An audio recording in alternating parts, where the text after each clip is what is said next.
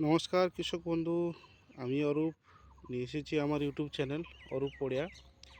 এতে আপনারা দেখছেন আমার এই কুঁদরি বাগান। এতে সার খাওয়ানো চলবে। এতে দেওয়া আছে আপনার হচ্ছে আমাদের আগের বছরের পুরনো পচা জৈব সার, যেটাকে আমরা বলি গোবর সার। এটা হচ্ছে যে সম্পূর্ণ অর্গানিক। আর তার সঙ্গে আমরা যেগুলো দিচ্ছি এই যে রাসায়নিক সার হিসেবে আর জৈব সার হিসেবে সব মিশিয়ে কম্পোজিশন করে যেগুলো দিচ্ছি, সেগুলো হচ্ছে যে আপনাদের রাসায়নিক সারের মধ্যে খালি 10-26 আছে, আর ডিএপিটা আছে।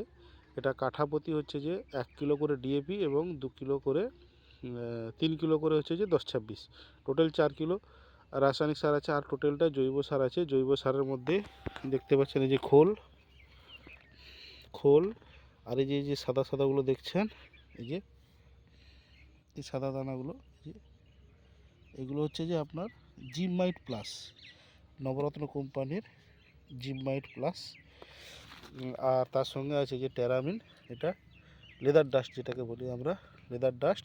তার সঙ্গে আছে যে হাড় গুঁড়ো, এই যে হাড় গুঁড়ো দেখতে পাচ্ছেন, এই যে হাড় গুঁড়ো, শিংকুচা, এগুলো এগুলো হাড় গুঁড়ো সব দেখতে পাচ্ছেন। এই যে হাড় গুঁড়ো, এই যে এটা হাড়। আর তার সঙ্গে আছে আমাদের টেইলিং কোম্পানির এই যে দানাগুলো দেখতে পাচ্ছেন, বুস্টার দানা, গ্যানুয়ালস বুস্টার দানা। এই যে এটা না, এই যে এই দুটো এই যে দেওয়া আছে, যে দেখতে পাচ্ছেন, এই যে এগুলো হচ্ছে যে এর মধ্যে মেশানো আছে। আমরা কাঠায় 10 কেজি করে সার খাওয়াই টোটাল সব কিছু মিলে। আর এই যে তার মধ্যে এইটা দেওয়া থাকে, এই গ্যানুয়ালস বুস্টার দানা। এটা কাঠায় 500 করে দিয়ে রাখি, কেন এটা দীর্ঘমেয়াদী চাষ, অনেক দিন হয়। এই যে ফেব্রুয়ারি মাস থেকে চালু হবে, আপ টু 7 মাস 8 মাস ফলন এটা দিবে প্রায়। সেই হিসাবে আপনাদেরকে ফলন খাওয়াই, সার খাইয়ে রাখতে হবে যাতে গাছটা ফলন ভালো দেয়।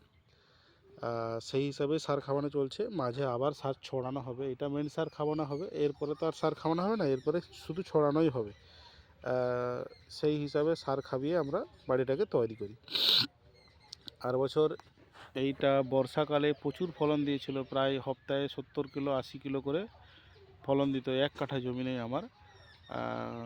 সেই হিসাবে গাছ যদি ভালো রাখতে চান আর গাছকে যদি দীর্ঘমেয়াদী ভালো রাখতে চান, বর্ষাকালেও যাতে না নষ্ট হয়, সেই ব্যবস্থার জন্য আমার ইউটিউব চ্যানেল অরূপ পড়িয়া আপনারা জুড়ে থাকবেন এবং সবাই এই চ্যানেলটিকে সাবস্ক্রাইব করবেন, অন্যান্য চাষিদেরকে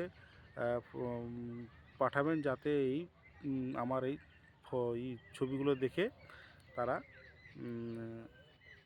ভালো উপকৃত হয়। সেই জন্য আপনাদেরকে এই কথাগুলো বলা। কেননা চাষ কৃষক আমাদের হচ্ছে যে বন্ধু, যেটা গোটা ভারতবর্ষ গোটা পৃথিবীকেই চালায়।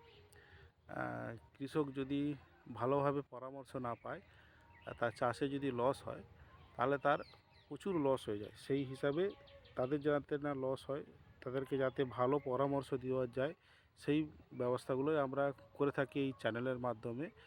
আর কি কি ওষুধ দেওয়া হয় সেটাও আপনাদেরকে পরবর্তী ভিডিওতে আপনারা জানাবো। আর সবাই ভালো থাকবেন।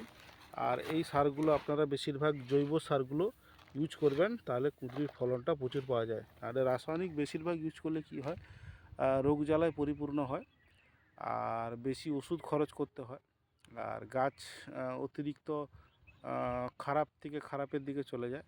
সেই জন্য জৈবর পরিমাণটা সবসময় বাড়িয়ে রাখবেন যে কোনো চাষের উপরে, তাহলে আপনার অধিক ফলনটা হয়ে থাকবে। রাসায়নিক দেবেন, আমি না বলবো না যে রাসায়নিকটা দেবেন না, রাসায়নিক দেবেন, যেটা না দেওয়ার নয় সেটা দেবেন। বেশিরভাগ জৈবটাই দিয়ে রাখবেন, জৈবটা দিলে তার ফলনটা খুব ভালো হয়। এই যে ব্রোকলি লাগানো আছে দেখতে পাচ্ছেন, গাছগুলো কুঁদরি বাড়ির ভেতরে এক একটা সুন্দর গাছ, এখনও ফলন আসেনি, গাছগুলো খুব সুন্দর।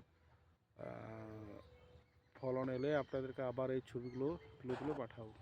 সব রকমেরই চাষ আছে সেখানে, পেঁয়াজ চাষ আছে, এই যে ফুলের চাষ হয়েছে, এটা দোপাটি ফুলের চাষ, বেগুন চাষ, সব কিছুই আপনাদেরকে আস্তে আস্তে শেয়ার করব। কী কী ওষুধ দেওয়া হয় সেই শেয়ারগুলো আপনাদেরকে করব। সবাই ভালো থাকবেন, নমস্কার।